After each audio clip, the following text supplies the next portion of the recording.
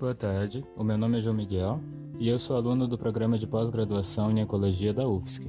Eu estou no primeiro ano do mestrado e a minha orientadora é a professora Marta Kremer. Nessa apresentação, para a Semana Acadêmica da Pós-Graduação, eu vou falar um pouquinho para vocês sobre o meu projeto de mestrado. O título do meu projeto é Caracterização Acústica dos Sons de Ecolocalização da Toninha, Pontoporia plainvillei.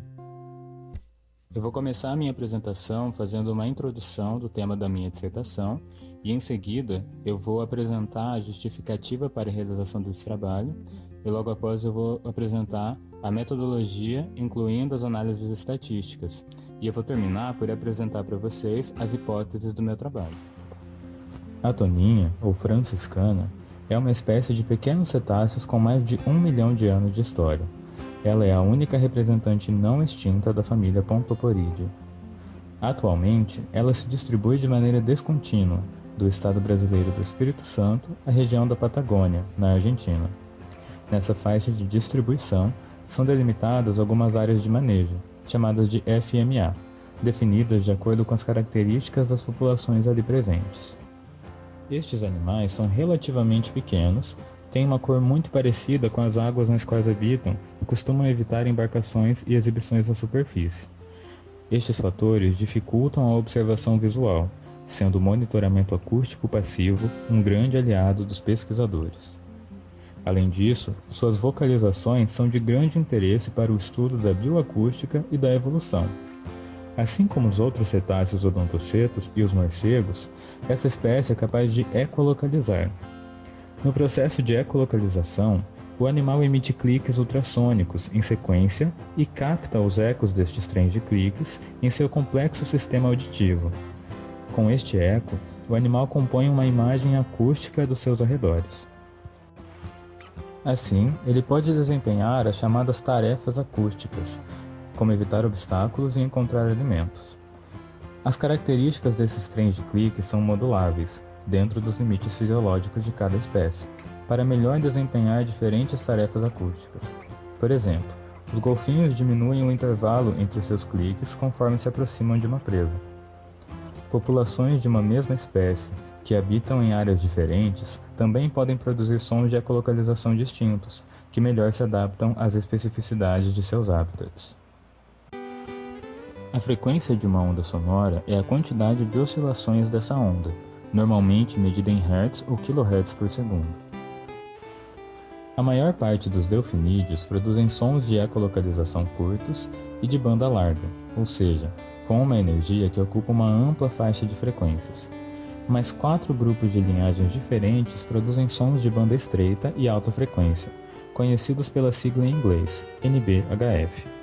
São eles o cachalote anão, algumas espécies de Phocenidae e Lissodelphininae e a toninha. Estes grupos têm uma coisa em comum: o fato de viverem em ambientes com orcas, sua principal predadora.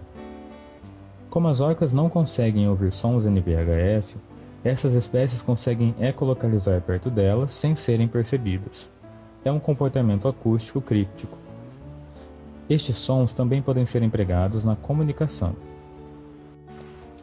Existe uma teoria de que esse tipo de som tenha surgido e se fixado em 4 linhagens diferentes devido à pressão seletiva representada pela presença das orcas. Há registros de populações NBHF produzindo sons de banda larga e frequências mais baixas para aumentar o alcance de seu som. Também existem indícios na literatura de que a ecolocalização seja aperfeiçoada ao longo do desenvolvimento do animal. Mas o interesse no estudo da ecolocalização das toninhas não se resume à especificidade de suas emissões. A toninha é o cetáceo mais ameaçado da costa leste da América do Sul. A diminuição na disponibilidade de presas devido à sobrepesca, a degradação de seus hábitats e a poluição sonora contribuem para a diminuição das populações, mas o principal fator antrópico que ameaça a subsistência da espécie é a captura acidental por rede de emalhe, ou bycatch. Todos os anos, centenas de toninhas são mortas dessa forma.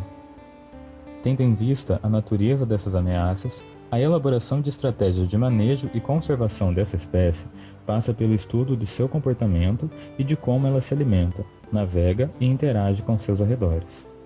Neste contexto, esse projeto tem como objetivo investigar as variações nas características acústicas dos sons de ecolocalização produzidos por toninhas em diferentes estágios de desenvolvimento, localidades e contextos comportamentais. Assim, eu pretendo contribuir com discussões atuais sobre a ontogenia e a evolução do comportamento de ecolocalização nos grupos NBHF e fornecer informações que sejam úteis para ações de monitoramento acústico, manejo e conservação das toninhas.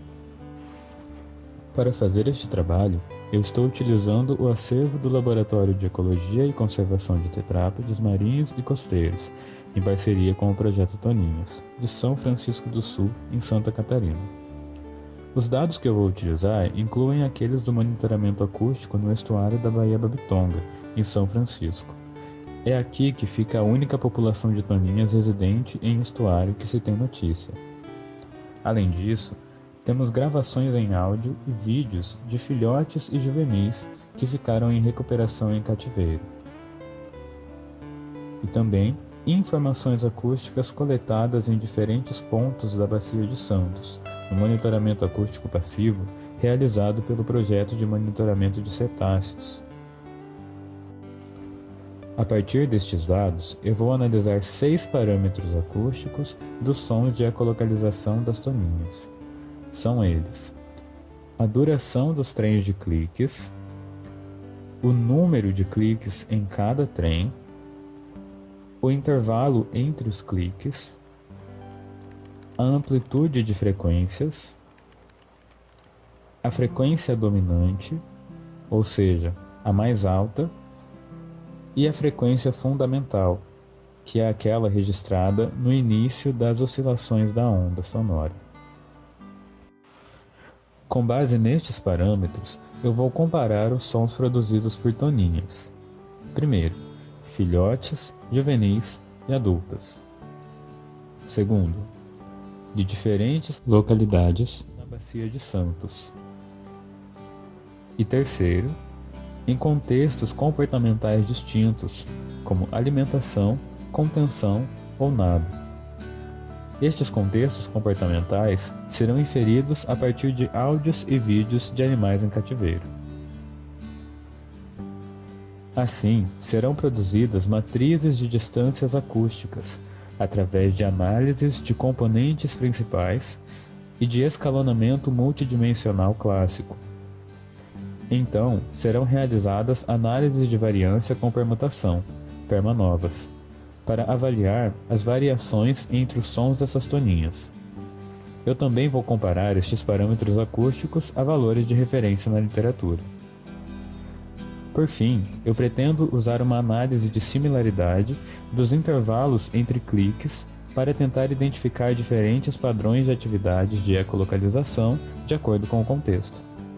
O mesmo já foi feito com morcegos, por exemplo, utilizando um algoritmo originalmente desenvolvido para análises de padrões de impulsos nervosos. Na comparação de sons de toninhas de diferentes faixas etárias, eu espero que os parâmetros de ecolocalização dos filhotes sejam os mais diferentes do padrão NBHF e que os adultos sejam os mais consistentes, o que confirmaria a hipótese de que a ecolocalização é aprimorada ao longo do desenvolvimento. Na comparação de toninhas de diferentes localidades, eu espero que sejam detectadas variações acústicas ao longo da distribuição da espécie, em um gradiente latitudinal de características sonoras. Por último, eu espero encontrar padrões de ecolocalização específicos que estejam associados a diferentes tarefas acústicas e/ou contextos comportamentais. Eu espero que as informações obtidas a partir deste estudo possibilitem a ampliação de importantes conversas na área da bioacústica de cetáceos. Por exemplo, será que populações de toninhas que vivem longe de orcas mantêm suas características NBHF? Será que as toninhas fizeram a transição de cliques de banda larga para cliques de banda estreita? E será que existem vestígios dessa transição em sua ontogenia? Será que a toninha utiliza a escuta passiva para forragear E de que forma ela modifica a estrutura de seus cliques em diferentes situações? E quais os limites da variação dos sons de ecolocalização da espécie? As perguntas são muitas. Meu projeto está seguindo o cronograma de trabalho enviado à organização da SAPECO. E é isso. Muito obrigado pela atenção de vocês. Para saber mais sobre o projeto Toninhas, acesse o nosso site e as nossas redes sociais. Essa pesquisa está sendo financiada pelo CNPq e está sendo realizada em parceria com a Univille.